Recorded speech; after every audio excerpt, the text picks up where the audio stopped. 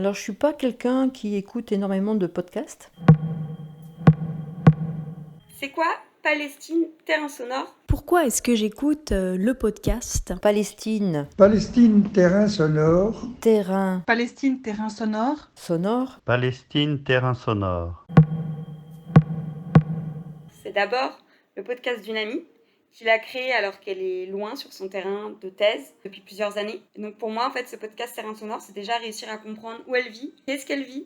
C'est une fenêtre ouverte sur un monde méconnu dont on découvre progressivement la richesse et la complexité.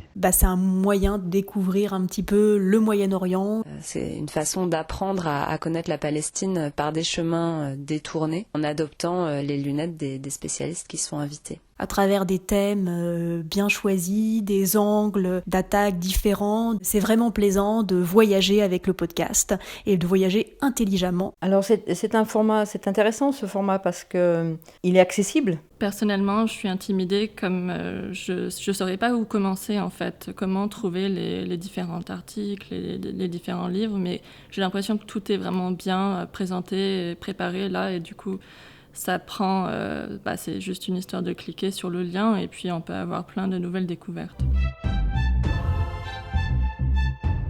C'est de l'information qu'on considère comme fiable dans la mesure où ce sont de jeunes chercheurs qui s'expriment. De plus, étant prof en SES au lycée, il m'est arrivé de mobiliser certains extraits du podcast qui étaient particulièrement clairs. On a l'impression, moi, pauvre Kidam, d'être partie prenante un peu, quelque part, de cette recherche. Palestine, terrain sonore, c'est un podcast que j'écoute avec beaucoup de curiosité.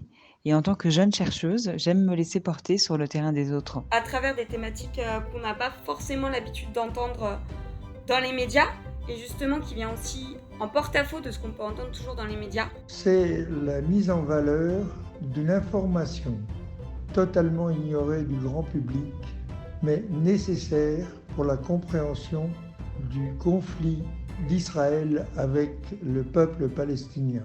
Le point fort du podcast, c'est de vraiment donner la parole à des chercheurs. Ça nous donne un accès plus aisé aussi à leurs recherches, on n'a pas à lire des articles scientifiques trop longs. D'autant que la Palestine, c'est pas le terrain le plus accessible. Donc le podcast nous offre une petite immersion. C'est en fait un podcast qui ouvre les horizons. Pour permettre à chacun d'avoir une ouverture d'esprit, quoi. Toujours pareil.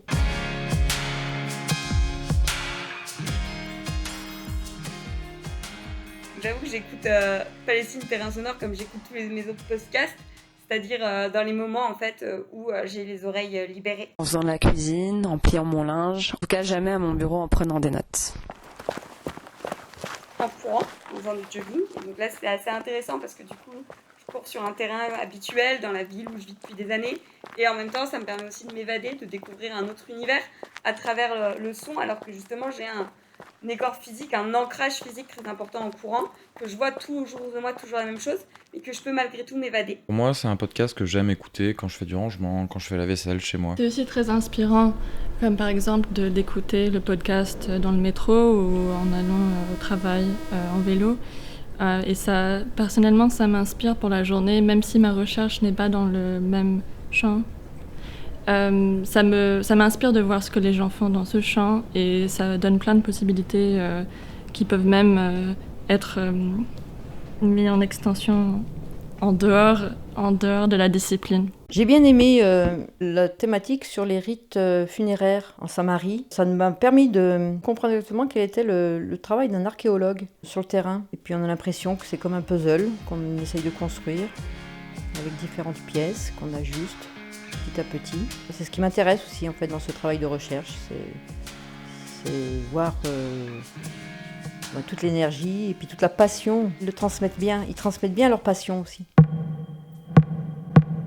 C'est quoi un terrain sonore? Palestine, terrain sonore, c'est la recherche d'un nouveau terrain quand il n'y a plus de terrain. Un territoire qui se donne à imaginer, à réfléchir, à comprendre. C'est comme une façon de voyager sans bouger. À travers plutôt du sensoriel et des émotions, ce qui se passe sur ce terrain.